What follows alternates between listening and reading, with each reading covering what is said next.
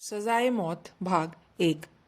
अगले ही दिन पता चला कि जेल के चारों ओर सशस्त्र पुलिस का पहरा लगा दिया गया और बहुत सतर्कता बरती जा रही थी। 7 अक्टूबर 1930 को सुबह ट्रिब्यूनल का एक विशेष संदेशवाहक जेल में आया तथा उसने अभियुक्तों को ट्रिब्यूनल का फैसला सुनाया।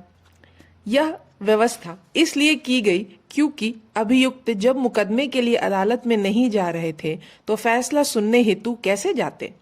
फैसला इस तरह था: भगत सिंह, सुखदेव और राजगुरु को फांसी, कमलनाथ तिवारी, विजय कुमार सिन्हा, जयदेव कपूर, शिव वर्मा, ज्ञाया प्रसाद, किशोरी लाल और महावीर सिंह, बाद में काले पानी में अनशन के 9वें दिन शहीद को आजन्म काला पानी, कुंदन लाल को 7 साल और प्रेम दत्त को 3 साल, मास्टर आज्ञाराम, अजय घोष, सुरेंद्र नाथ पांडे, दशरथ और जितेंद्र नाथ सान्याल को रिहा कर दिया गया। सरकार ने पूरी सावधानी बरती कि इस फैसले की खबर जनता तक न पहुंच पाए। पूरे लाहौर शहर में धारा 144 लगा दी गई। हर तरह के जुलूस व जलसे आदि पर पूरी तरह प्रतिबंध लगा दिया गया।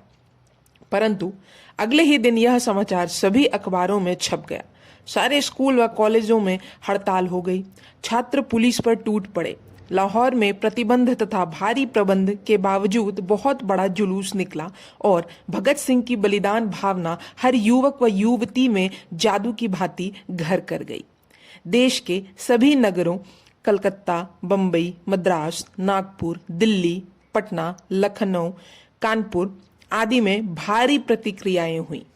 भगत सिंह के पिता सरदार किशन सिंह को जब पता चला कि भगत सिंह को ट्रिब्यूनल ने फांसी की सजा सुना दी है तो वे तड़प उठे। पुत्र के खो देने की पीड़ा वे सहन नहीं कर सके और उन्होंने वायसरॉय के नाम एक प्रार्थना पत्र लिख दिया जिसमें कहा गया था कि भगत सिंह को सफाई का मौका दिया जाए।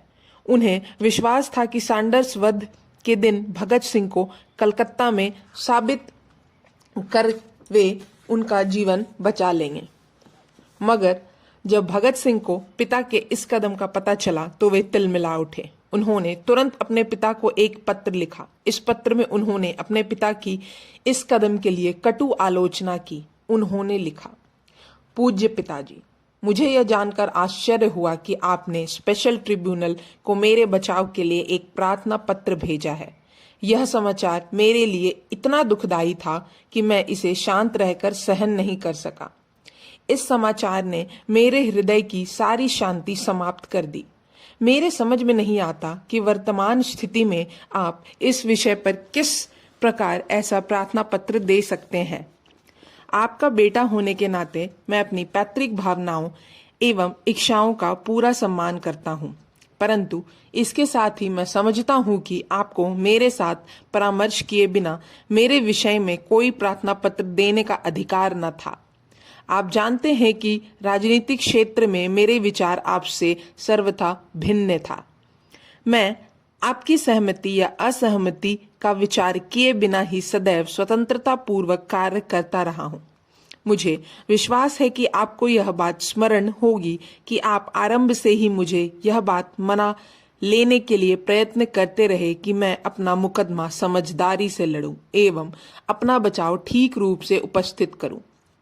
यह बात भी आपकी जानकारी में है कि मैं सदैव इसका विरोध करता हूं। मैंने कभी अपने बचाव के लिए स्पष्टीकरण देने की इच्छा प्रकट नहीं की और ना मैंने कभी इस बात पर गंभीरता पूर्वक विचार ही किया। यह बात एक अलग दृष्टिकोण का परिणाम भी या मेरे पास इन कार्यों के प्रमाण में उपस्थित करने के लिए कोई तर्क न थे। यह एक ऐसी बात है जिस पर इस समय विचार नहीं किया जा सकता। आप जानते हैं कि इस मुकदमा में हम एक निश्चित नीति पर चल रहे हैं। मेरा प्रत्येक कार्य इस नीति से, मेरे सिद्धांतों से एवं हमारे कार्यक्रम से सामंजस्य रखते हुए होना चाहिए। आज परिस्थिति सर्वथा भिन्न है, परंतु यदि परिस्थिति इसके अतिरिक्त कुछ और होती तो भी मैं अंतिम व्यक्ति होता जो अपना बचाव उपस्थित करता।